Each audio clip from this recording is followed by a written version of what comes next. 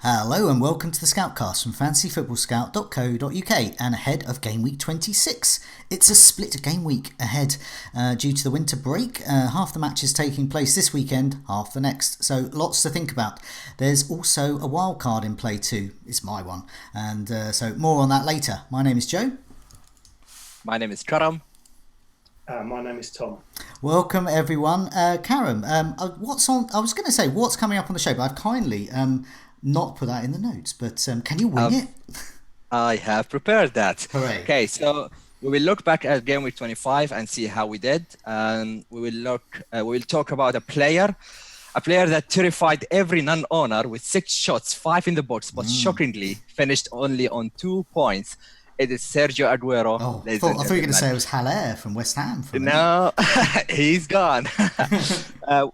We will explore the new template after the fall of many. Lord Lundstrom on top of them, Leicester assets, and many cheap defenders like Kelly, Rico amongst them. Where is the new template? Who is in the new template from different positions? And the talking point we have is about the merit of wildcarding now or later in the season as we officially enter the last third of the season. It's time to think about the chip strategy going forward. One of us, which is me, has already wildcarded last week. Another one is wildcarding this week, which is you, Joe.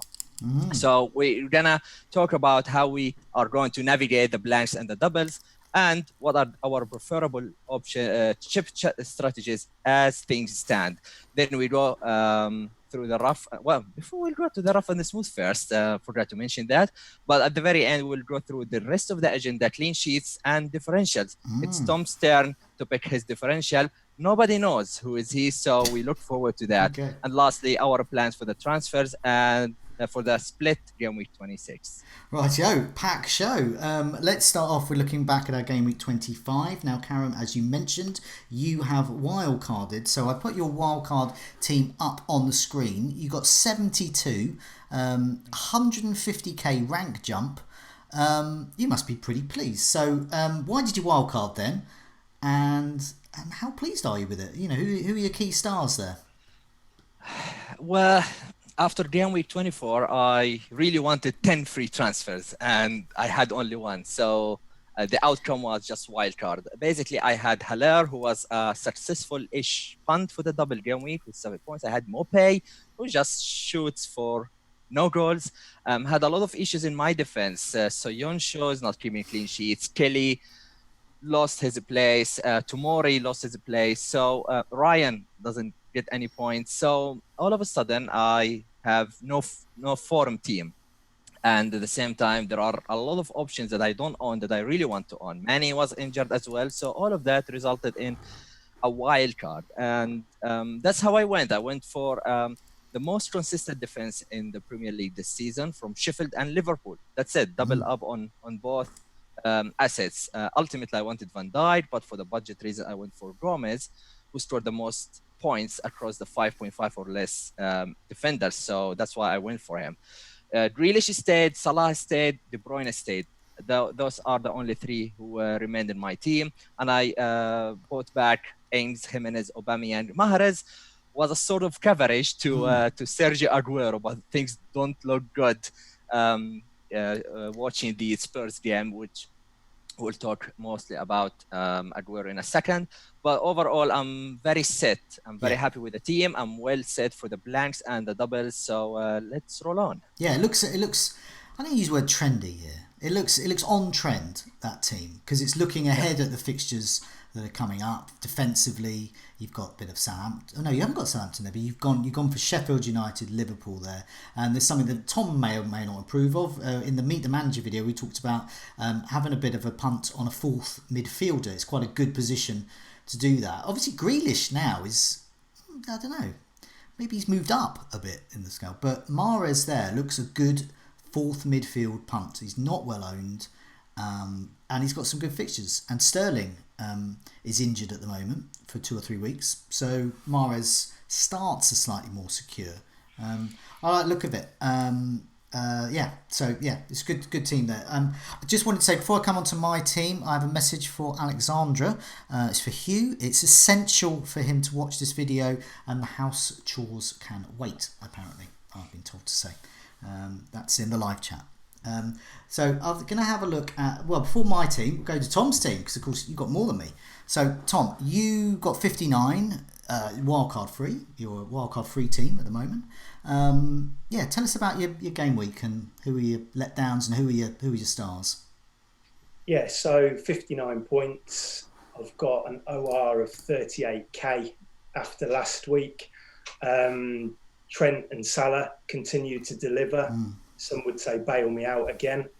And the only other kind of other points really came from Son, who got 8. Now, I took out Kevin De Bruyne 2 weeks ago for Son. I think De Bruyne was going away to Sheffield United and Son had Norwich at home.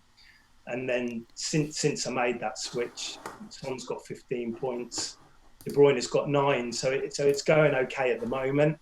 Not a lot else to shout about really in the team. Lundstram was dropped for Sander Berge. Not surprised that he came in for him, but I was surprised that maybe he was thrown straight in and he was dropped as quickly as he did. So obviously just the 1 point from him. Grealish played well. Didn't get anything, no attacking returns, but I'm quite happy to hold him. I think points will come. Being a Villa fan, I know everything goes through him. So a bit of a kind of a so-so week, really, which I've had a few of in a row now, which we can talk about later. But yeah, 59 points for me. Yeah, I mean, it's quite similar to mine. I had 54 points and very similar situation, really. I didn't have Son. But yeah, here's my team. So yeah, Salah and Alexander-Arnold once again, and I'm going to just say it, yeah, it bailed me out completely. The rest of the team, just barely anything. And it was looking flabby, rubbish. I mean, I'm going to put some stats up a bit later. I consulted our Rate My Team computer at Fantasy Football Scout. This team is not worth much over the coming weeks, and a wildcarded team is. In fact, I put it up, and lots of people were saying about the figures that they couldn't believe how bad this team is. And I mean, I didn't know it was that bad. But so I've got Foster in goal, Lundstram, Target, Alexander-Arnold, Traore, who keeps having his shoulder popping out, Salah, De Bruyne, Grealish. I'm happy with those three. And then Vardy, Calvert-Lewin and Haller up top. And I'm not happy with any of them. And then in defence, McGovern, Sionju, Rico, Dendonka. I mean, these are basically from my first wildcard, which took place, I can't remember when, back in September, and it feels a bit September-y.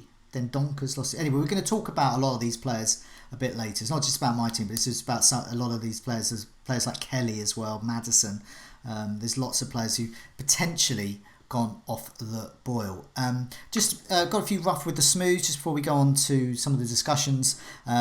So long ago I drew a walrus, which is a great name for a community member there, proving how many clean sheets were available in Gameweek 25. He got 6. He benched 2 of them and played Henderson, Stevens, TA and Robertson, and Taylor and Lascelles were on his bench. Quite a few people might be in that position if they have wildcarded recently, because they're very familiar names in a lot of wildcard teams. But nevertheless, a smooth full house in the back. Lord Heskey, Firmino and Son, he had got in, adding to Salah's captaincy. He got 91 points, which shows the power of getting some of those kind of low ownership but high impact players. Brostan and for Johnson, they both wildcarded. A defensive overhaul really, with Newcastle and Henderson replacing the likes of Lundstram and Rico. So yeah, gains made there by those who acted.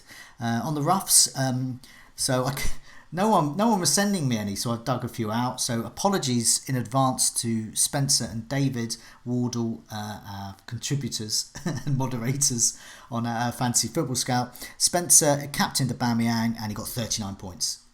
So took a risk, but 39 points, not good.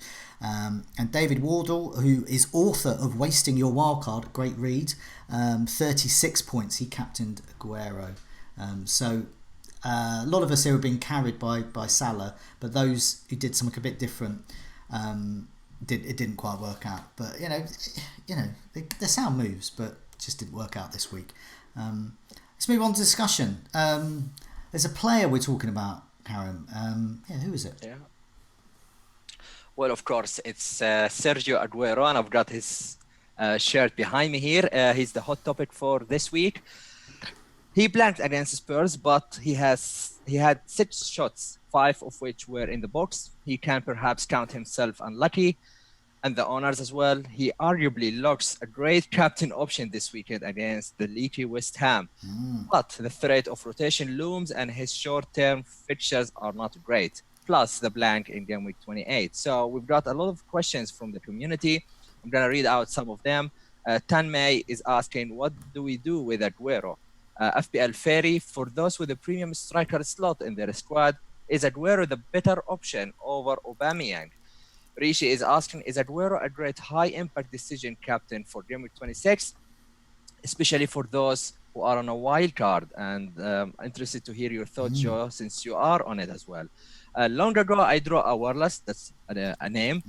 Could some City stars be dropped after the Spurs defeat? If so, which ones? So I will start with you, Joe. Okay. Give us your thoughts about Aguero. Is he in your wildcard draft? And if so, is he your captain?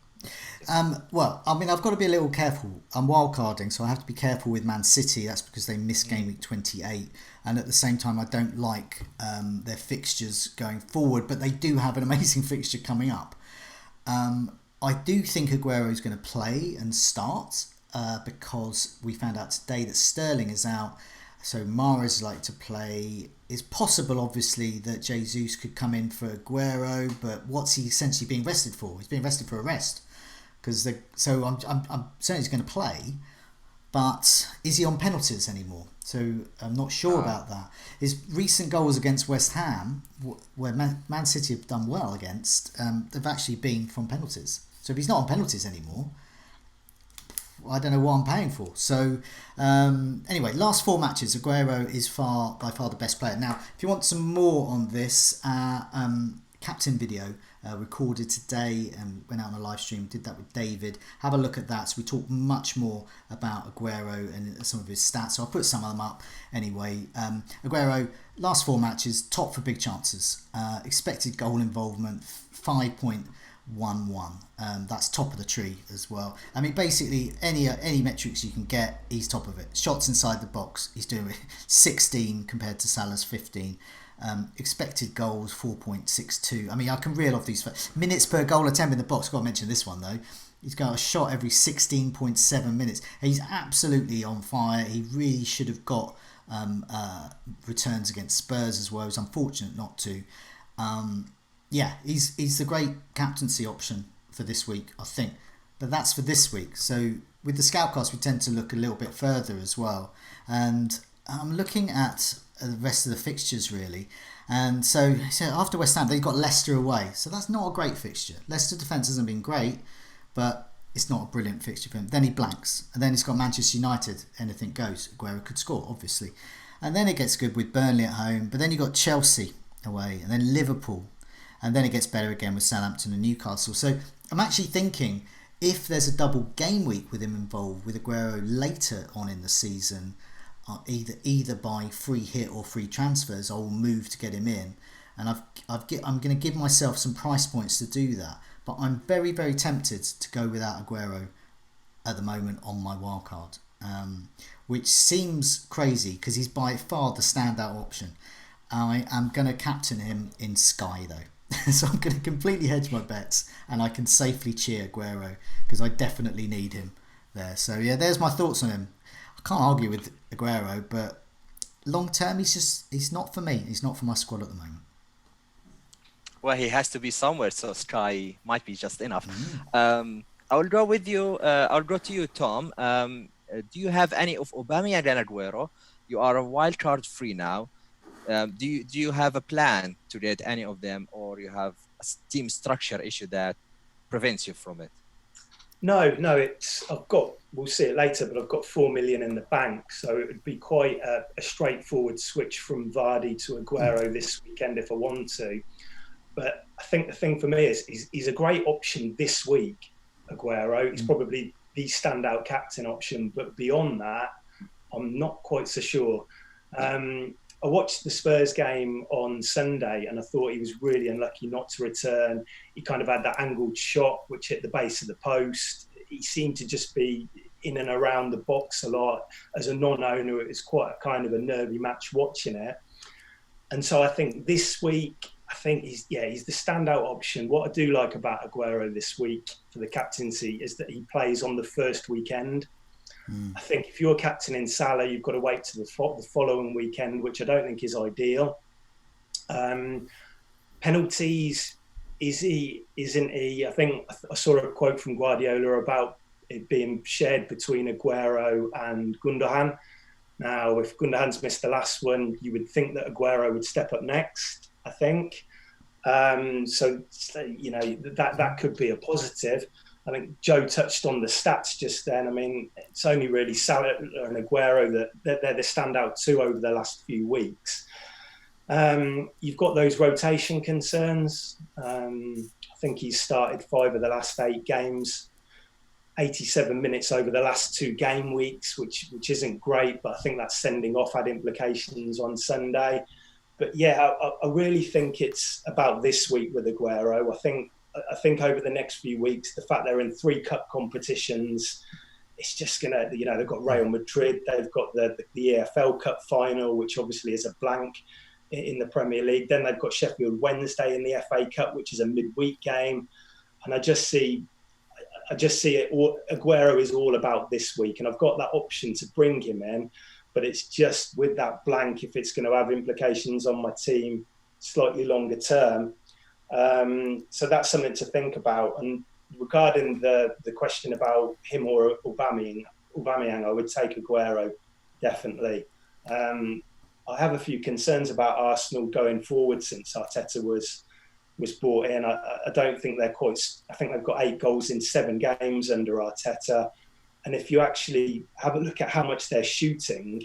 I saw a stat the other day that since Arteta came in, only 2 teams have taken fewer shots than Arsenal, and that's Sheffield United and Crystal Palace. So I think for a premium striker, you probably want a bit more. So I'd kind of edge towards Aguero if you had a choice for this week, I think. Yeah, no, I understand, Karam. You sent me a picture earlier, so I imagine your response backs up those views about Aguero and Aubameyang. Shall I put that picture up now and you can go through some of these stats? Yeah.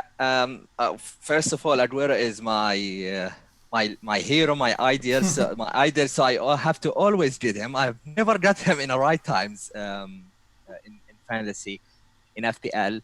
There is absolutely no comparison between Aguero and Aubameyang. He's smashing in every aspect. If you look at the picture, you'll see that he what weeks is that for, that picture, by the way? Is that for last... The picture is for the last 4 matches. Okay, where the last 4 matches that each played. So okay, Aubameyang was suspended, so that was excluded this period of time. And look at the touch heat map of Aguero. It's more central, it's more into the box. Aubameyang is really wide, is really far from the goal.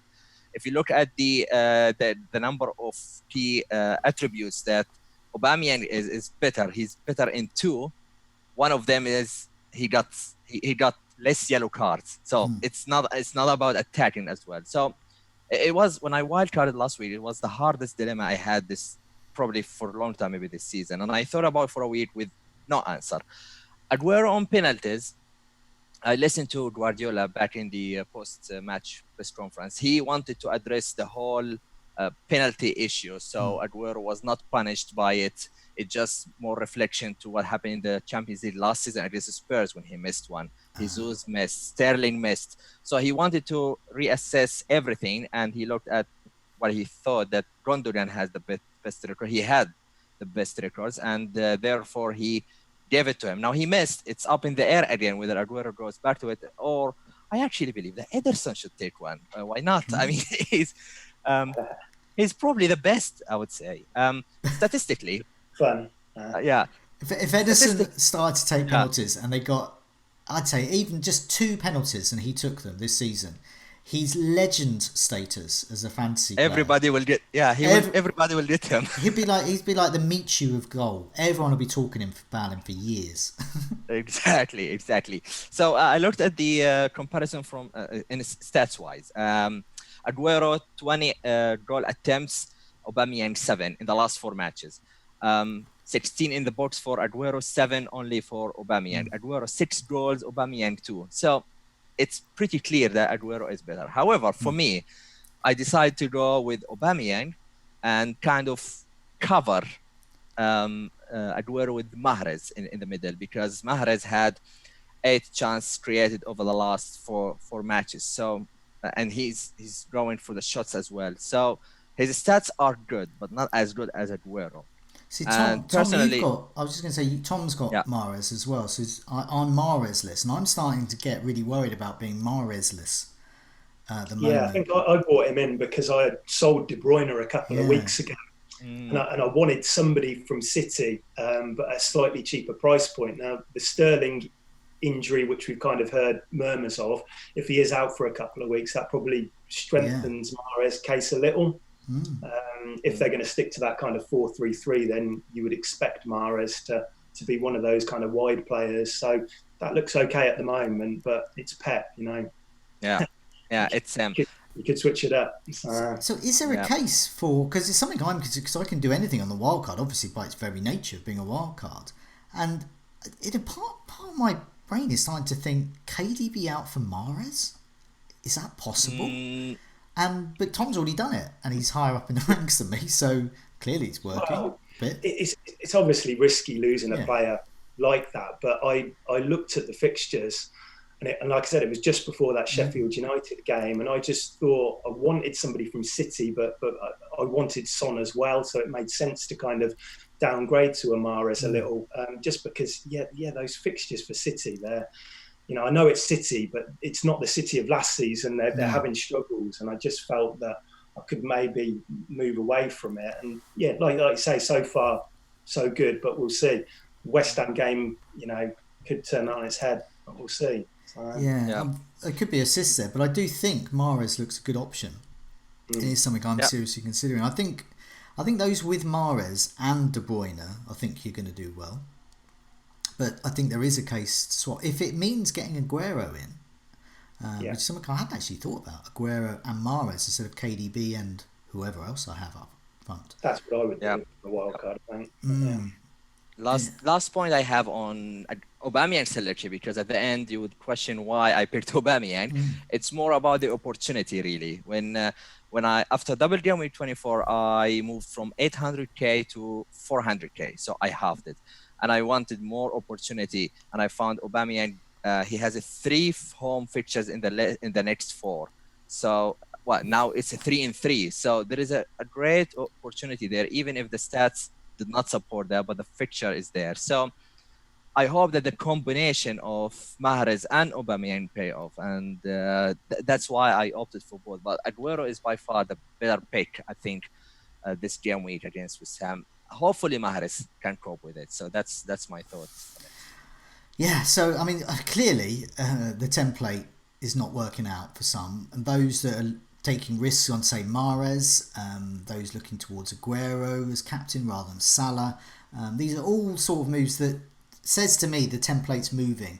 But I think particularly some of those other positions, particularly in defence, and some of those bench players that are going to be needed soon, I think the template's changing. But anyway, that's our next topic, isn't it, Tom? So what's all that about? Yeah, so we're going to talk the template. Has it finally run out of gas? So the template of Leicester players, Lundstram, and then the cheap defenders like Rico and Kelly, it looks to have run their course through a mixture of kind of rotation, being dropped, lack of form. And then we're even seeing, you know, our fifth midfielder, players like Dendoncker and things like that lose their place. So I guess what we're going to try and do now is try and have a look at who might be in the next template. And we've had loads of community questions around that, including one from Rangonian, who has asked, is the template defence in tatters? Rico, Lundstram, Kelly, Siuncho have served us well. but are they now stinking out our teams? Who do we replace them with? Rishi has talked about Newcastle, great value and fixtures in their favour. And Nazu has spoken about Southampton and how they could be key to target. But he's talking about a possible double up in attack, which is interesting, probably involving Ings and one of the midfielders like Redmond or Ward-Prowse or something like that. And Karam 14 is saying, can we get away with selling maybe a Vardy or a De Bruyne or a Grealish, these kind of players which have been part of that template for quite a while now. I guess maybe we'll start and have a look at the kind of the defence and moving away from those kind of Ricos and Lundstrams and where might be the best kind of route to go to from there, really. Karam, have you got any kind of thoughts on the defence and where? I mean, I guess playing your wild card last week, you looked at this as well. So, yeah, absolutely. So to me, I think it's a time to say goodbye to these assets, and mainly in Lundstram. At this stage of the season, where you start navigating the blanks and the doubles, you really need to make sure that you have active and nailed-on players to serve you when you need them. As for me, when I was in the wild card, there was absolutely no reason to keep Kelly, for example, or Rico or Tomori, because they lost their places. So for us who are on a wild card, it makes total sense to move things on and get new players. There are some fixtures turn for some teams and great options as well, especially in defense. If you are not on a wild card, I think there is a chance you can maybe slowly get rid of them. You don't have to necessarily panic too much about them now, but in a few weeks' time, if you can fix it within a couple of moves, then yeah, that's good. When I looked at the defense, there are really a lot of options within the 4.7, 4.8 mark and even less.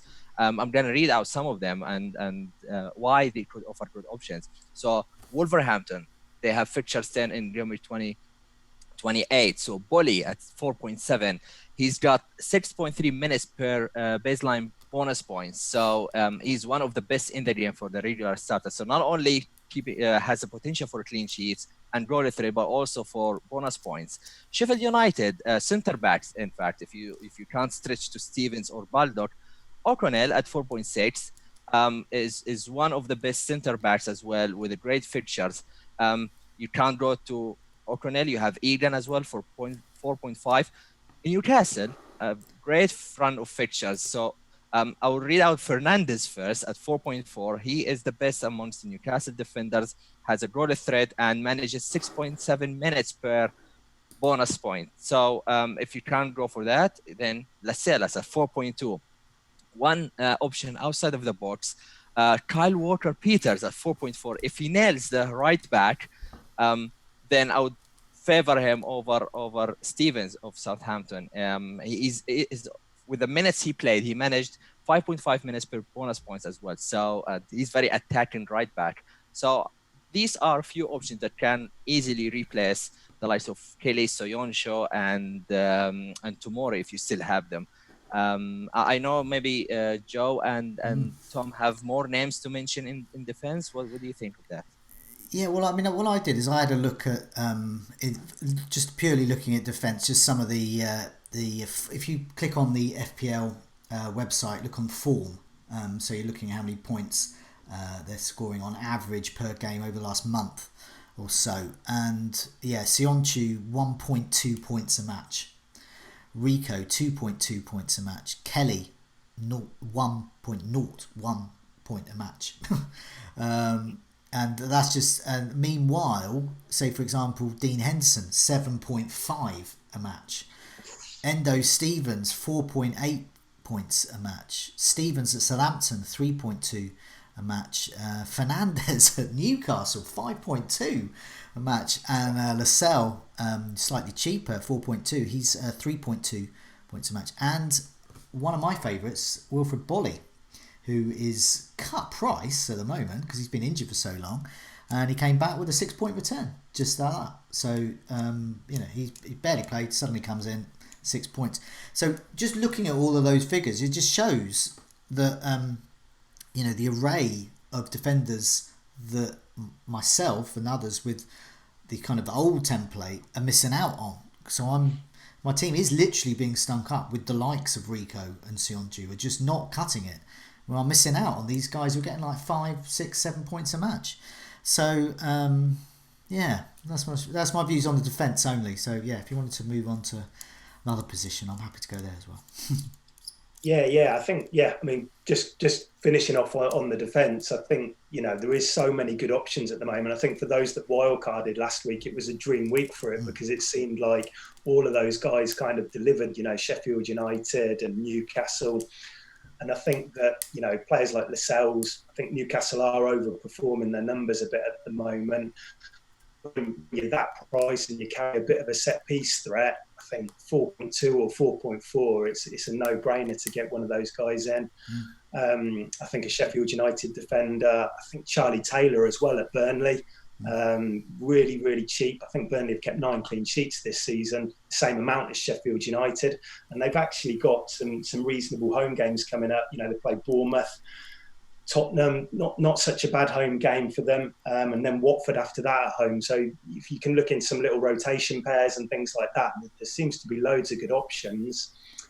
And then I suppose moving forward, the template I guess was kind of like Salah, De Bruyne, Grealish, Traore, that kind of thing. But there probably are options to move away from that a little bit. I mean, Nazu spoke about Southampton. I mean, could there be an opportunity for somebody like Redmond or Ward-Prowse or something like that to kind of move into it? Harvey Barnes, who I'll talk about a bit later, looks like great value at 5.9. Leicester's fixtures turn in game week 28 when a lot is blank. So yeah, there does seem to be some good options there. I mean, have you guys got anybody you're keeping your eye on in midfield which kind of goes away from the template at all? Well, it's funny with me, when I was doing my wild card, it was actually defence and attack where I was making the biggest changes. And I've kept about 4 players, and I think most of them are apart from Alexander-Arnold, they're midfield at the moment. So I do think there's value in getting KDB. I still think he can get those assists, those steady returns and the occasional goal. I still think he's got that in him, even in the tougher matches. I think Grealish is just unstoppable. I don't really care who he's playing. He's clearly the best player on the pitch. For unless he's playing Liverpool or Manchester City, he's the best player on the pitch. And I know that from having him in the Sky game as well, because they obviously get man of the match allocations there. But just using your eye test as well. I mean, Tom would know that as well, being a Villa fan. Everything goes through him. I still think there's merit for a while. I do think Grealish may go for me in a few weeks, but I think that until he blanks in 28, I still think a couple of game weeks I'm happy for him. I just want to say, I mean, just looking at the form, looking at midfielders, obviously Bergwijn at Spurs I'm interested in. I'm not interested enough to get him at the moment, but I'm interested to watch list and monitor him. And he's 7.5, but he did really well on his debut, scored there. Obviously you're looking at Salah, still great. Henderson at Liverpool, if you're going for a differential third Liverpool player, Henderson. But of course, Harvey Barnes, we're talking about Barnes at Leicester, 6.8. He's averaging 6.8 points a match. That's incredible considering he's 5.9. Mahrez is in there, 5.8. You see where this is going? Fleck at 5.5 points a match for Sheffield United. Snodgrass, 5.4. I'm not going to recommend Snodgrass, by the way. But you're looking at different names. These are not Dendoncker. These are not the usual names there. And I was looking at the fixtures really. So just looking at teams. Southampton, Liverpool, Burnley, Wolves and Newcastle, I think, are the best teams from now until the end of the season. So, that's going to involve some double and blank game weeks and such like. In terms of fixtures, because you can't just focus on doubles and blanks. You've got to think of the other fixtures. And I just think if you're targeting midfielders from there, particularly for differentials, I think that's a good place to go. And the worst are Villa, but I do think Grealish is special. Bournemouth, Everton, West Ham, Watford and Norwich are the worst. So if you've got midfielders from any of that lot, I wouldn't bother.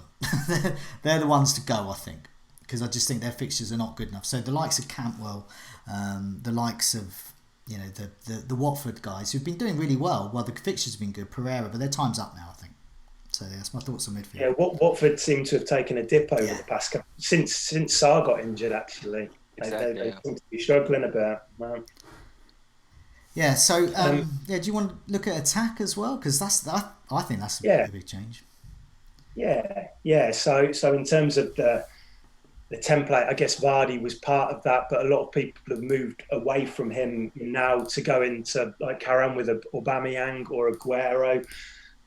What about the kind of the second and the third? So if you're going to have a premium in, be it Vardy or one of those guys I mentioned there, in terms of the second and the third slots, what are we thinking? Like Jimenez or an Ings or a Firmino maybe could possibly come in. I've talked about Chris Wood, who I quite like as a kind of a cheaper option as well. And then there's players like Deeney, who came to, I know Watford's form has kind of dipped a little, but he's been ticking over. And even Martinelli, maybe somebody like that as a third choice striker, you could occasionally bench as well. So what do you guys think about that? Yeah, Karen, got any thoughts? Yeah, I can go. So at the moment, I am invested in 3 Liverpool assets. So I like the idea of Vardy to Firmino for the next few weeks. It's same price bracket. He's in form. He's delivering consistently over the weeks. So he is an option.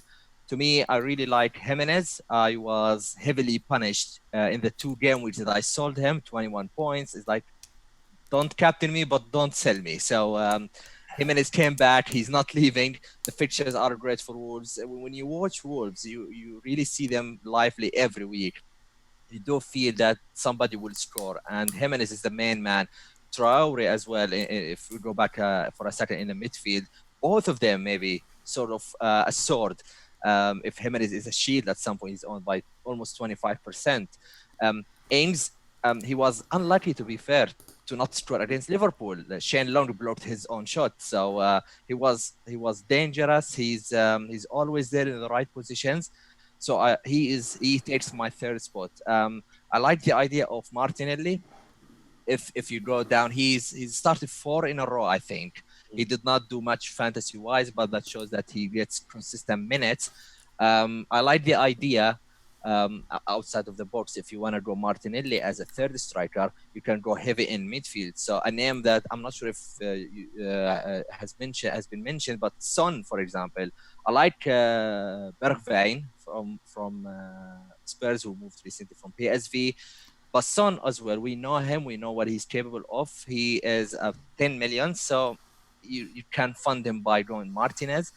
Chris Wood, he will score, but I don't have good memories with him, so I will stay away from Chris Wood myself. But he's a good option. Fixtures are good as well. So that's pretty much, I think, about the assets.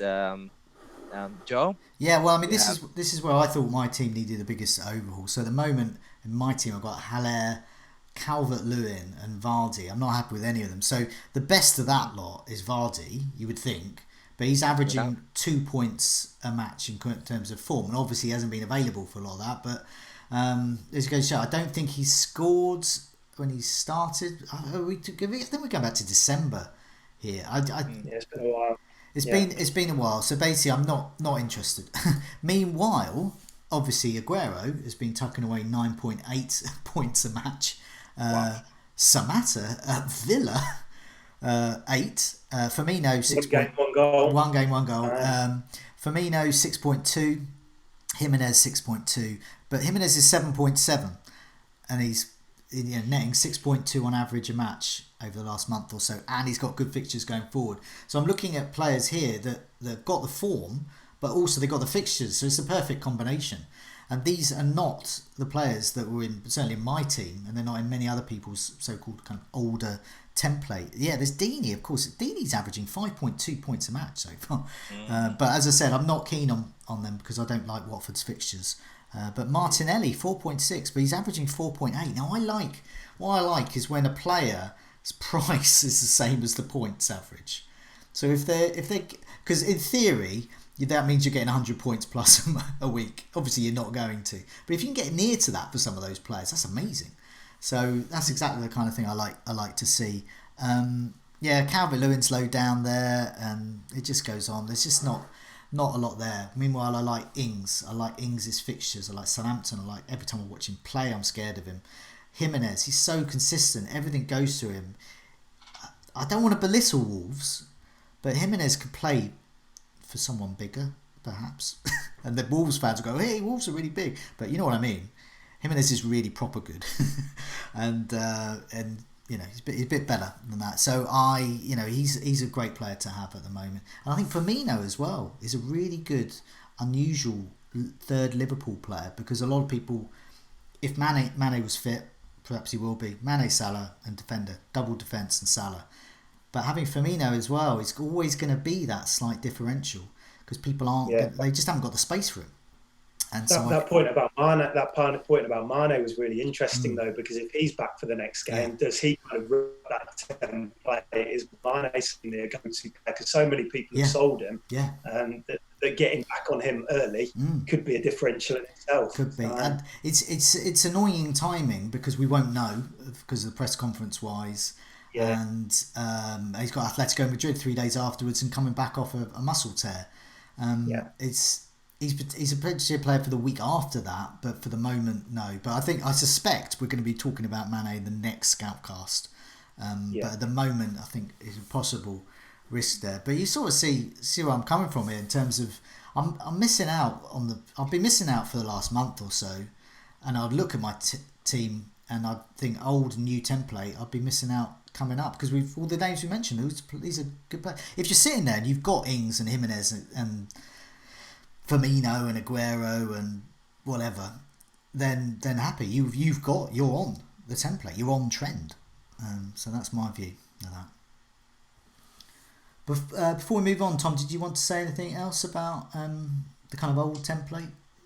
No. I think we're covered up in that, and I mean, it's definitely formed, hasn't it? A new template. There's some really good budget options about, and definitely the end of the likes of Lundstram and Rico, I think. So. Yeah, okay, well, we're going to move on to another of our talking points, and this is looking at chip strategy. So it's what we know so far around the blanks and around the double game weeks. Obviously, a lot is up in the air at the moment, so we're going to try and get our head around that. And in the meantime, it's probably a good time for me to show people what my wildcard thinking is so far, because even though not everyone's wildcarding now, it's not for everyone's team. It just happened to be good for my team. But hopefully it will help people think about future transfers, and also when they might wildcard a bit further down the line, or indeed what they're going to do with their freshly wildcarded team from a few weeks ago, like Karam's one. So what I'm going to put up here is a picture which is really scary. It's like a patchwork quilt of fixtures. So this is the fixtures from now, Gameweek 26 coming up, till Gameweek 38. So bearing in mind, you're going to prisoner break plan. Yeah, it's like you're on a plane and you're looking at a field of blue and red. But it's if you look at it as something that's not so scary, and you look at the names at the top. So I filtered it in terms of difficulty. So if you're thinking for every blank game week, and it sounds so obvious, every blank game week there's a double game week.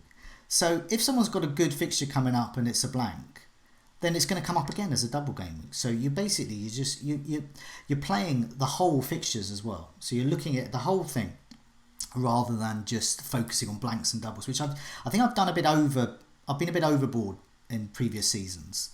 And I quite like the look of thinking about these types of fixtures. It focuses the mind a bit. So what have we got here? We've got Southampton, Liverpool, Burnley, Wolves and Newcastle at the top. I think Tottenham's fixtures are pretty good on the whole. And Villa really bad, Bournemouth, Everton, West Ham, Watford, Norwich. And of course Man City's are not that good, but they do have this really nice stretch from game week 33 through to the end of the season. So and that's when there might be a double game week. So I'm looking to perhaps focus less on Liverpool, because they'll have the league wrapped up completely by then. We'll start seeing some kids being played, I imagine, in the league.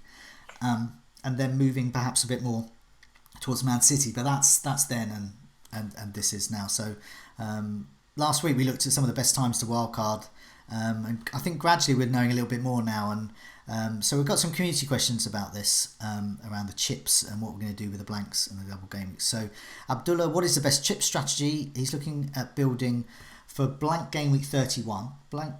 Game week 31 is going to be a blank. We don't know who yet though. We know that game week 28 is a blank because it's the League Cup final. Outside of FPL King, if wildcarding now or soon, who are the must-have players outside of Liverpool and City? I like this question because it means that we have to focus a bit on the rest of our players. Don Davin, when should we play our bench boost, free hit and wildcard? Let's go to you first, Tom. What are your immediate thoughts? I know it's a bit up in the air at the moment, but what are your kind of tentative plans around chips at the moment? Well, yeah, it's flexible, but at this moment, I'm navigating with 28 with free transfers, which I think we're just 4 teams missing that week. That should be pretty straightforward to do. I'll probably then free hit 31. Kind of depends on Liverpool, though. I've just had a look at the score, and I think it's 0-0 at half time with Shrewsbury. Mm-hmm. If they were to play that week, if they're to get knocked out and they do play 31, then that may not be as much of an issue fielding 11 players as it would be if they progress and blank. So a lot depends on that. But yeah, I'm kind of tentatively putting like game week 31 down as a free hit week. Mm-hmm. And then I will most likely play a wild card before one of the big doubles, whether that's in, I think, 34 or 37, and then bench boost on the actual week of the double to kind of try and maximise the returns in that. But it is flexible, and it's quite difficult to set anything in stone with all the fixtures up in the air at the moment. But that's my kind of rough strategy. It's something I've used in the past. And although I look at my team right now and I wouldn't mind playing a wild card, to be honest, I think at this moment in time I am on the side off and playing it a bit later, I think. Okay, Karen, what do you think in terms of what's your, because you're in a different position because you can't use the wild card in conjunction with the bench boost later on because you just wild carded. So have you got a slightly different strategy or is it similar? It's quite similar, to be fair. Now I've got the free hit and the bench boost remaining. So as Tom said, I'm monitoring also the Liverpool result because my initial thoughts that I'm gonna free hit in 31 unless Liverpool goes out of the cup. So that means that I have already 3 players in my free hit team. It remains to be seen because I might not be able to field 11 as well. So I'll have to see in a couple of weeks' time how far I am from a full team in 31, because that's a priority to field 11 players. I don't have the wild card, so I will carry on the rest of the season with the players I have a good plan for that. The double game weeks is where I am planning to bench boost. It's gonna be either 34 or 37. So I think both of them could be or are double game weeks. Needs to be announced as well. So it's in one of them. What I'm thinking of is that if I can field 11 and 31 without free hitting, then a free hit could be a good strategy at the end of the season because it will be a time where maybe some key players will be rotated or will be rested. Liverpool wrap up the league. Some relegation battles is already there. So it's kind of a free hit at the end of the season to avoid a lot of like blanks in your team. I've had something similar the last 2 game weeks of the Eliteserien season when I played it a few months ago. And all of a sudden I found myself like with 3, 4 to up to 5 without not starting or not playing. So it could be another. The risk with it is that you'll have to mostly second guess which players will start or rotate, but it's still an option I'm considering. Other than that, the bench boost will be definitely in one of the big double game weeks, 34 or 37. Yeah, I mean, I'm very similar. It's funny, isn't it? Because I used to think that wildcards kind of dictated a strategy almost, but there's 3 of us here all using wildcards at different times. Tom, a bit later down the line, you've already used it. I'm using mine this week. but we're all thinking game week 31 might use the free hit, might better navigate it, but a lot depends on Liverpool, and I'm in the same position as well. I mean, the teams that could miss out obviously could be Liverpool, could be Southampton, could be Arsenal, Chelsea, City, Man U. I mean, these are the possibilities. Leicester, Brighton, but you know, looking at those, we don't know at this moment. But I think I might better navigate that if Liverpool are playing. Then, if not, it don't matter. And I'd like you, Karam. I'll be looking to use a free hit in one of those double game weeks. Just really max out on 11 for that, sort of the free hit. And with the bench boost, another one of the double game weeks. I do like bench boost in a double game week because, in theory, if you can get your bench fodder to turn up twice. Which is a bit of an ask over the last few years, but if you can get them to turn up twice and they all blank, you've got 16 extra points suddenly. So if you get an assist or if you get a clean sheet from your goalkeeper and a bonus, it's only looking at 20 plus, and so that's a nice chip there. And a lot of people was I posted that on Twitter, and people were saying, "Oh, I think you're overdoing you're over egging the bench boost there," but I don't think you are. All I'm asking players to do is just turn up. I'm not asking them to actually do anything, and that's what I would hope anyway. But some other people were thinking about bench boosting another time. So if people are wildcarding now and they're stocking up on, say, Southampton, Newcastle, and all these types of teams, I was looking at, say, for example, game week 27. So Southampton play Villa, Sheffield United at home to Brighton, Sheffield and Southampton at home to Villa. So you've already got some nice options. Wolves at home to Norwich. So these are the sort of your bench players who actually got good fixtures then. And the same thing happens in game week 29 if you're going for this sort of new template. Wolves at home to Brighton. Sheffield United at home to Norwich. You've got some... I mean, Liverpool at home to Bournemouth is obviously going to be where the captaincy goes, you would imagine. But then you've got Leicester against Villa. So if you've got maybe Harvey Barnes in there, that's quite a good option. The point I'm making is that suddenly your bench players are looking quite good. So that could be a bench boost. I think if you're going for a Henderson-McCarthy double up, you're looking for Sheffield United and Southampton to have good fixtures, both at the same time, and hope you can do that. So if you think your players aren't going to turn up, or you're not going to be that well equipped for a bench boost later down the line, I wouldn't rule out a bench boost during a single game week. Other people have done it before, and I think if you think you can get about 16 to 20 points, you're matching a double game week bench boost, I reckon. Yeah. I think that. Joe, you mentioned game week 27, right? Because there is another possibility in 29, where Southampton plays in Newcastle and Sheffield United plays Norwich. So also we have popular assets from there. You can use it. Yeah, so there's 27 and 29 are both great single game week bench boost opportunities. So something to think about. I've got a wildcard, so I'm going to put my wildcard team up now. See what you think. Okay. Usually I'll put this up and I get like Mark and Gramble just savaging me about it. So I'll put mine up. So my previous team, so you see my previous team, and here is my current wildcard team. So I've gone for Henderson in goal. I've gone for this Sheffield United defensive double up, O'Connell. He's had a couple of goals questioned by VAR recently, so not goals. I think he's great value. Stevens at Southampton, but I was interested in what you were saying about Walker Peters, so that's interesting. Alexander-Arnold stays. I've gone for 3-4-3 basically.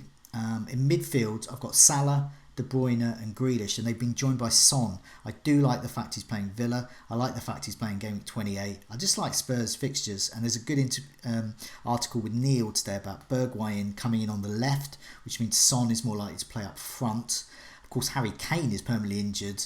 It's probably not going to be Moura. We know that Mourinho likes him on the wing more, so I quite like the idea of that. Ings I've gone for up front, Jimenez and Firmino. Then on my bench I've got McCarthy. I've got Aaron Moy, because Aaron Moy, game 28, is at home to Palace. Also, he's really good. He's a good bench player, I think. Brighton's fixture, they're quite a handy side, Brighton, because they're rubbish. They're quite a handy side because they're not being involved. They're not being subject to these blanks so far, and also because he's 4.8, I can move him down a bit, or I can move him around a bit. But if I went for Hayden, I'd be in the position that I accused long ago, Mark's wildcard. when he got Loftus-Cheek in, who then was rubbish, that he couldn't run away from him. And if I got Isaac Hayden in, I'm afraid I would not better run away from Isaac Hayden. So I can run away from Aaron Moy. I've also got Wilfred Bolly in, who's on the bench at the moment because he's playing Leicester, but I do like Bolly. I think Bolly is going to be like in my back three pretty much from now till the end of the season. And I've got Fernandes there, who we mentioned. I like him. His form is good. He's 4.4, so he's 0.2 more than Lascelles. And if they get a clean sheet, which inexplicably Newcastle are doing, and they've got the fixtures to do it, he gets bonus. So I've gone for that. I've got nothing in the bank from that. If I wanted to get that team now, I couldn't, because it's actually all gone up by about 0.4, 0.5. So I'm now in a position where I couldn't afford to get that team. So now I can, because I got it a few days ago. But my big decisions are around Aguero and Mahrez. But in order to do that, I would have to remove a lot of people. I'd have to remove Firmino, I'd have to remove De Bruyne, I would have to I'd have to downgrade Fernandes, I would have to downgrade, I don't know. Son, maybe. Yeah, it's tough. And already, in order to get one player in I like, I'm downgrading about 5 or 6. So I'm fairly settled on what I've got at the moment. It may change, but yeah, Tom, what do you think? Because this is not your team at the moment. This is the kind of new template. Is this? Yeah, what do you think? Yeah, I mean, I'm kind of looking at it quite enviously with my team at the moment, and with quite a few which I'd like to switch over to some of these players. But yeah, I think it looks good. I think if it was me playing the wild card this week, I would get Aguero in. I think you're on your wild card, you're in a great position to be able to do that, when others will maybe, if they want to bring him in for this week, will be taking -4s to kind of rearrange the structure of their team.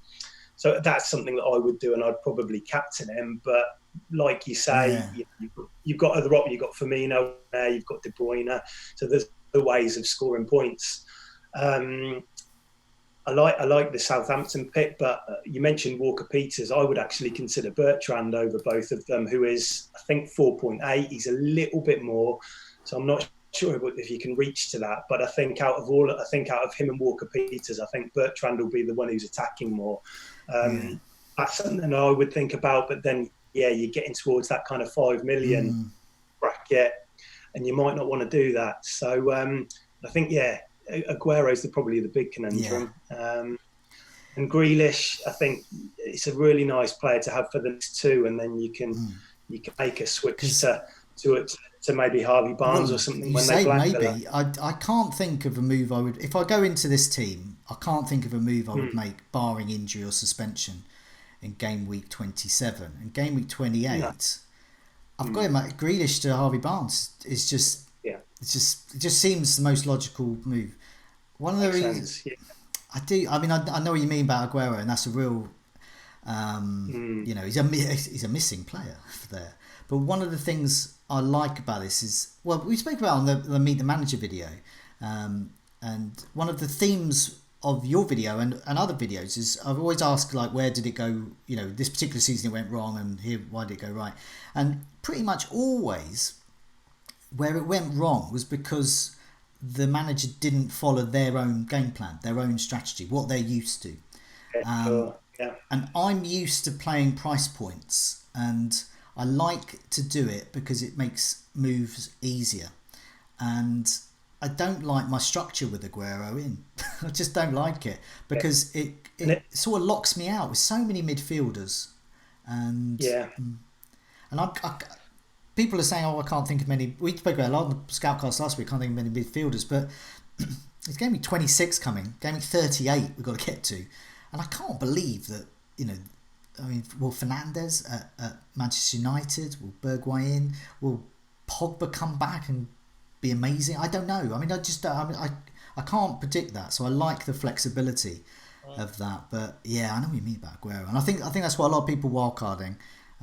Just before I get Karam's views, I just wanted to mention on Twitter, Lynn has kindly set up a group on Twitter for us fellow wildcarders this week. So Lynn's wildcarding as well. So shout out there to FPL King, Vardy Boys, FPL Physio, Mr. Hindsight, and others in that group. Thank you so much for your advice so far.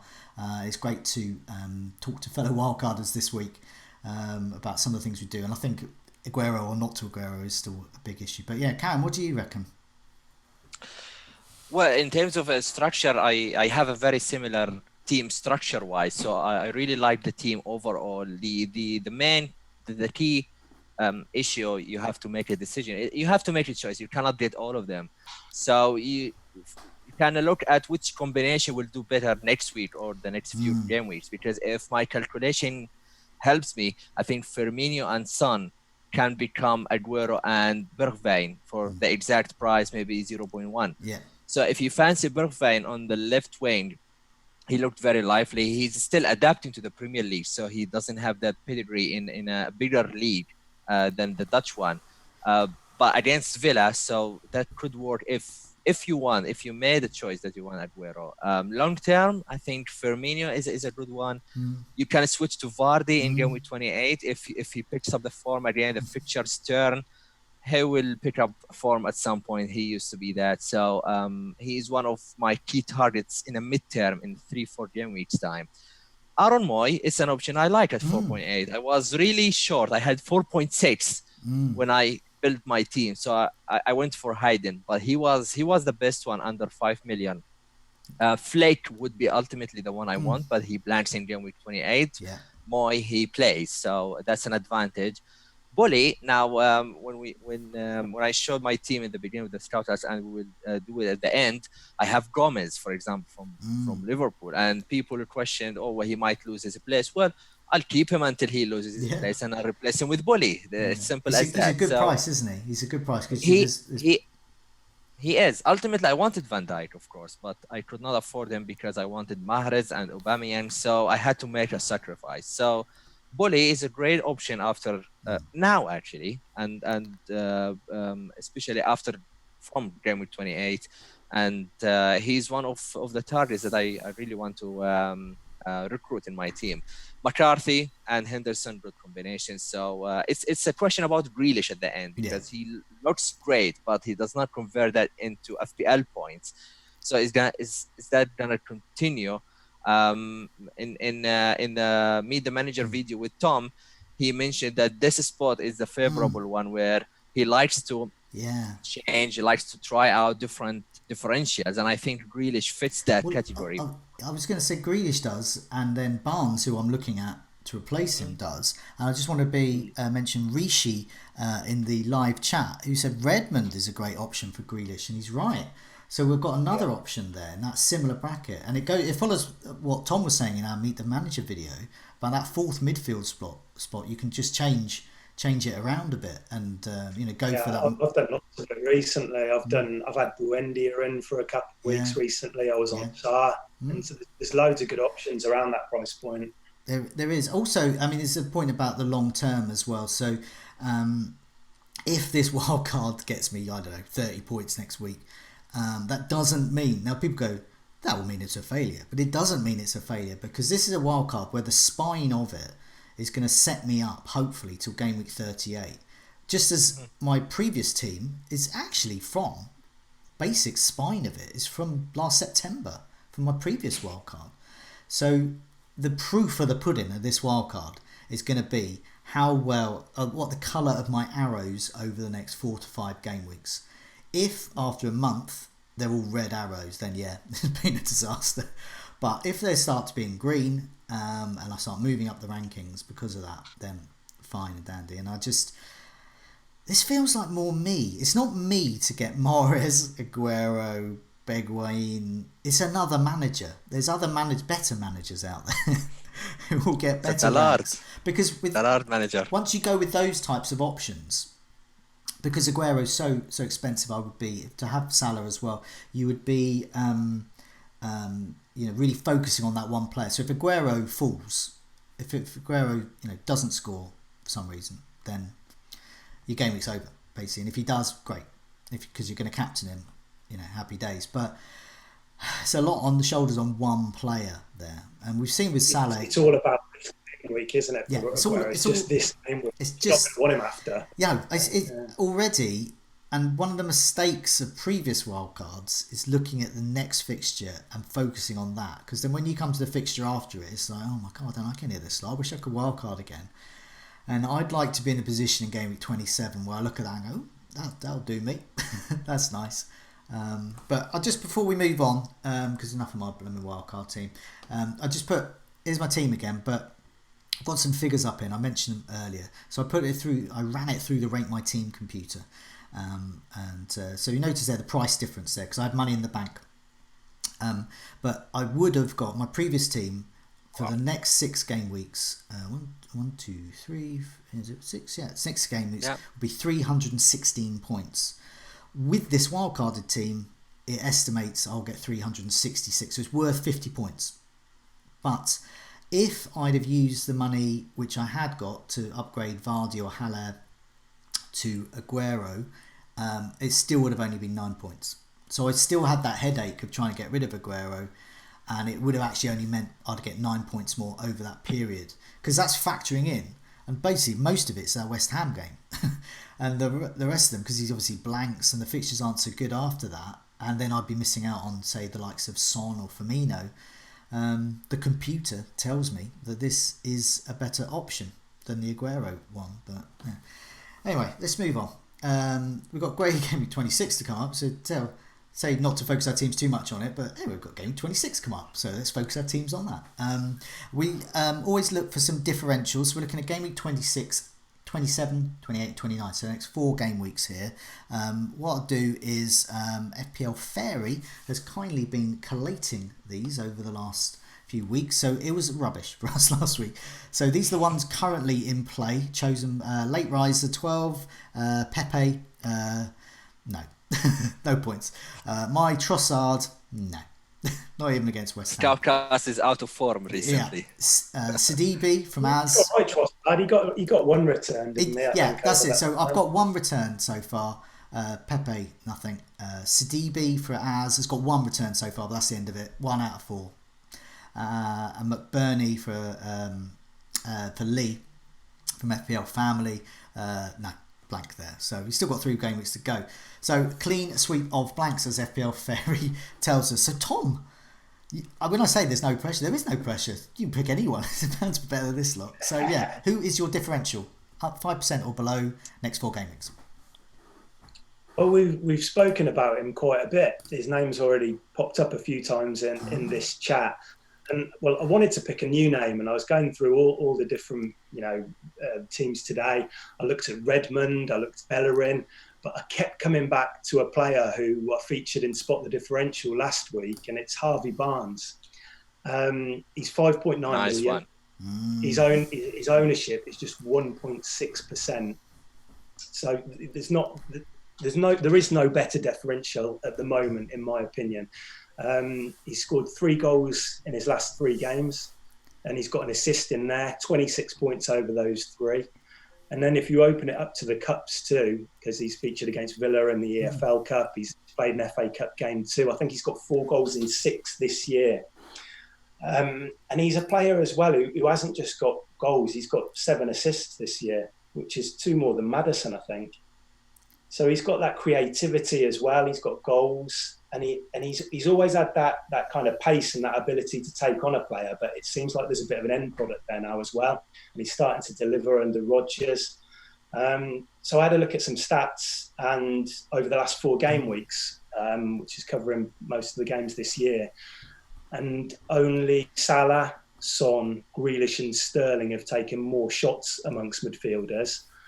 But in terms of big chances and XGI, only Salah sits above him, which is amazing, really, over 4 games. Wow.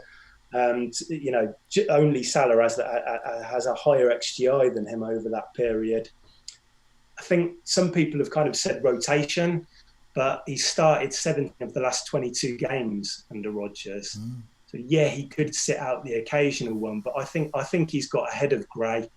And I think it looks like Rodgers' preferred setup is with Barnes on the left, and then Perez on the right, and Vardy through the middle.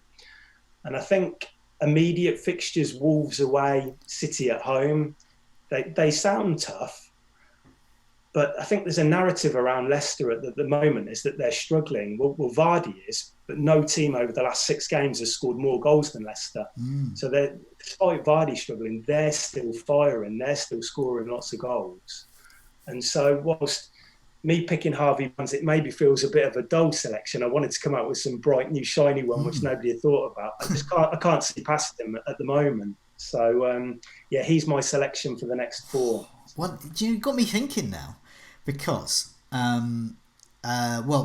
this is for next 4 game weeks. So I'm looking to get him in game week 28 anyway. So I'm looking to get him for 2 of those 4 fixtures anyway. So I do hope he does well, and obviously think he will. But I'm wondering now, maybe I should bring him in now because Leicester, as you said, they have looked good. He's looked good. He's a player I'm going to get in anyway. So it's might as well saving a transfer. I'm a bit reluctant to get rid of Grealish now, but you have given me some thoughts, I must admit. I think if Grealish's fixtures over the next 2 were brilliant, then you'd probably be more tempted to do that. But Tottenham at home, Southampton away, they're okay, but they're not great, are they? No. So there could be an argument to maybe stick Barnes in now and save yourself a bit of money as well.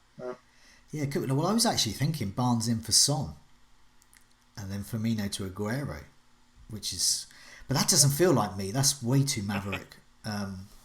So sounds good though. Sounds good. Karam, what do you reckon, Harvey Barnes? Because you just wildcard. He's not in your wildcard team at the moment, but is he going to be?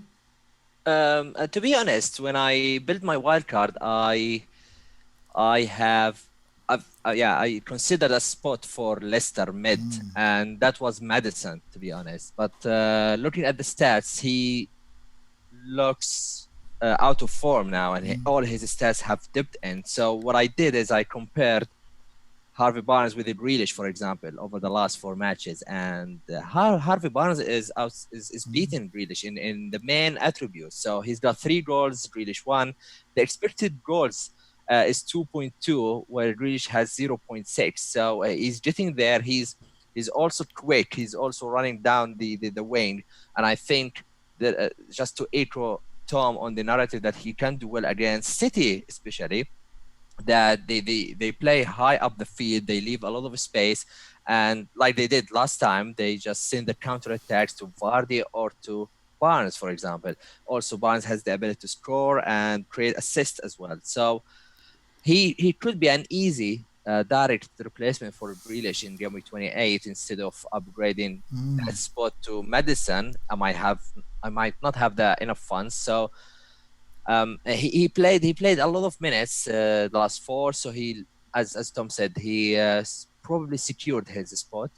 I like him. There's nothing to dislike about him. I know. I'm wooed. I'm being wooed by Barnes. Let's move on to some clean sheets. I'll put them all up here. It just re-emphasises some of the points that we've been making so far. Looking at the best defences in terms of fixtures coming up. Newcastle, of course, they have been lucky because their expected goals conceded is far higher than what they have conceded. We've got more stats on that in the captain video that's out on the Fantasy Football Scout channel and on podcast as well. So do have a watch or listen to that. So at the top, Newcastle, they've got Arsenal, then they've got Crystal Palace, Burnley, Southampton, Sheffield United and Villa. Really great run of fixtures. Southampton, Burnley, Villa, West Ham, Newcastle, Norwich. And then Arsenal, game week 31. Arsenal, of course, are quite defensive these days. Liverpool, we all know about. Norwich, it doesn't matter who they've got. They just see it blue anyway. But anyway, they've got Norwich, West Ham, Watford, Bournemouth, Everton and Crystal Palace. They're really good. Wolves, Leicester, Norwich, Tottenham, Brighton, West Ham and Bournemouth. And out of that, 4 of those are at home. And they're 4 nice fixtures, really. Even the Leicester game. That's why I've got Bolly in. Because I just think I think a Wolves defender is going to be overlooked. I think they're looking good. Brighton are in there as well. So if you're hanging on to Matt Ryan, Watford, Sheffield United, Crystal Palace, Wolves for the next 4, there's potential there. But he's got to do something soon, surely. He's got to do something soon. I mean, he's definitely not going to be on many wildcards at this rate. No. And then just further down, these are the defences not to get. Villa, Everton, West Ham, Man City, not so great as well. Manchester United, Chelsea, and then Sheffield United actually take a bit of a dip a bit further down the line. It's partly to do with their missing game week 28, but then they got game week 31, Manchester United away. But immediately we got some nice returns for them. Bournemouth, Brighton, Norwich, all at home. So the next 3 games they're playing are all at home, and then Newcastle away. So yeah, lots to like there. Everyone's seen my bus team already because it's the Wildcard team. And scroll back if you want to see it again. But let's move on to you, Karam. Here's your bus team. You've got Henderson, Alexander-Arnold, Gomez, Stevens, Grealish. You haven't made any changes. Grealish, Mahrez, Salah captain, De Bruyne, Jimenez, Aubameyang and Ings. Nice. Looks good. You don't want to make any changes, are you? Well, I don't think. I just wildcarded now, so the plan was always to roll the transfer unless I dream that Aguero scored 20 goals against West Ham. I might just try and get him somehow. But initially, when I set up my bus team, I put the captaincy on Mahrez, just because I fancy him as an explosive asset against West Ham. He got 3 assists. I just remembered now in the reverse fixture of game week 1, where we did very well. So now the thing about the captaincy this week is because it's a split game week, and to me, if my captain goes wrong in the first week, I'll be having a long game week to see what Salah will do in the next week. I understand that they might be rested or gets his minutes managed in Norwich before the Champions League. I don't think that would happen. He used to play every minute, and I think Salah didn't do anything wrong. He was my triple captain in 24. He's my captain 25. The computer says just captain Salah, and I'll continue to captain Salah. I know what I'm gonna get from Salah. If I have Aguero, then it might be much tougher. But I think Salah is pretty much my captain this game week. No transfers plan. I might start using the transfers in game week 27 because now I have 5 players who are blanking in 28. So I'm prepared to ditch the likes of Mahrez, Grealish, maybe Aubameyang in 28 for Vardy. So it's up in the air, but I will save the transfers now to assess afterwards with the blank players mainly. Yeah, that's good. I mean, it's a really great Aguero-less side, but it's really great. And as you said, it's that thing. It's the hope, isn't it? It's like if Aguero blanked, if your captain blanks first off, your Mahrez or De Bruyne, and then you got to go through that whole week, and then you got to face a Liverpool game with Salah. I can't deal with that. Knowing you were going to captain Salah, and then so Tom, let's move on to your bus team. So you have got Ryan. Oh, there he is there. Ryan that we were talking about. So you've got Ryan, Mariappa, Lundstrom, Alexander-Arnold. Then across the midfield, you've got Son, Grealish, Mahrez, Salah, and then Ings, Mbappe, and Vardy. And Salah's your captain at the moment. Button, Sionju, Hayden. Oh, I slagged off Hayden earlier. Sorry about that. No, it's absolutely fine. I do it most of the time. I was saying you can't run away from a Hayden, and indeed he's on your bench, so you are attempting to run away from him. And Hanley. I can see. Yeah, you've got money to get Aguero in. What are your plan? Are you going to do it, or are you going to just stick with Salah captain? I'm in 2 minds at the moment. I mean, the team. I wish you'd put mine up first, because looking at 2 new wildcard squads, and it looks as though it needs quite a bit of surgery, which defensively it does. I think Lundstram, it's one of those. I mean, there's been some Wilder comments that came out today, which just gives you a glimmer of hope that maybe he would come back into the team. But the problem is that it's not going to be long term. He's not going to be a starter, I don't think. And there's always that worry that he'll just get a 1-pointer. So I think I need to deal with that. And then if I moved him on, I mean, I can go anywhere. I've got 4 million in the bank, so I could go to Robertson, or I talked about Bertrand earlier, who I quite like the look of, or I could go just a sideways swap to a Sheffield United defender. Stevens is probably the pick of them. So I can do that. I've considered maybe moving Hayden to Harvey Barnes and going 3-5-2 and then benching Malpay because again, you might be able to shed a bit more light onto it, Joe. But it's up. Will he start this weekend with Murray kind of performing against West Ham? I think with Murray, there was a lot of interest from other clubs in Murray, so it wasn't like a shop window thing because the transfer window's closed. He has a great record against West Ham, and apparently in training he's fine. He's keeping himself really fit. He's can play at any moment. I think now we're going to start seeing Murray more. I think Neil Maupay's will have less minutes, but I don't think he hasn't been dropped. Potter likes to rotate, and it's going to depend on the opposition. It's going to depend on all sorts of things going on in training. But I think we are going to start to see Murray every now and again, possibly at the expense of Neil Maupay, possibly both of them together. I don't know. I mean, you never know with Potter. But I think you're right. I think what you've just described then, getting Barnes in, because I think Barnes is a player you probably might be looking at in a week or two. I mean, you pretty much almost sold me to get him as well now. I think. Well, it enables me to bench Malpay this week and then kind of see how that plays out. Yeah. Because after this week, then Brighton have so fixtures. He's a good one to play in the Palace fixture, in Gameweek 28. Yeah. So he's a good. Looking at that. He's a good player. He's a player to park. You can just park him, and then you can bring him out when you need him. I think that's a good ploy. Yeah, I look at your team and I think, obviously Aguero would be good for Vibe, but I just think there are sort of nicer moves over the next few game weeks.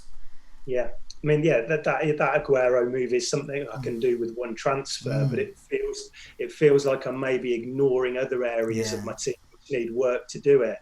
And I just, if he didn't start and they went with Jesus up front, I'm just going to be regretting it so much making that move because I'm going to have to move him back out. Yeah. Other areas of my team have suffered because of that. But then it's just that feeling that if he goes and bangs and he scores 3 and you've got the captaincy on him, it could be great. So I don't know yet. I need to think about that a little bit more. Yeah, it does. I mean, I guess for me going Aguero is because I'm upgrading the rest of the team. I can feel better about the rest of the team, hopefully making up for whatever huge haul Aguero gets. Also playing Sky. I don't know if you play Sky fantasy football at all, but I'm going to captain Aguero in that. So I'm going to be really happy if he scores anyway. Well, I do something similar. I play fan team, and I normally kind of, whenever I don't do an FPL, I might do in fan team just to make me feel a bit better if it doesn't go to plan in one, it goes well in the other. So. It's nearly 9:30. Apparently Shrewsbury have scored. Have I got this right in the live? There was a goal disallowed. Disallowed, I think. Yeah. Good old VAR. Get the job done. even punishing poor Shrewsbury. Well done. We've much longer than I thought it would be. So just before we go, I just want to mention members area. A lot of the stats we mentioned there. Season ticket, that lovely patchwork quilt of fixtures. That's all available to members. Fantasy Football Sky, you can get it monthly or for the rest of the season, whichever you want. But for now, thanks so much for joining me, and it's a goodbye from me. It's a goodbye from me. And goodbye from me. Goodbye all.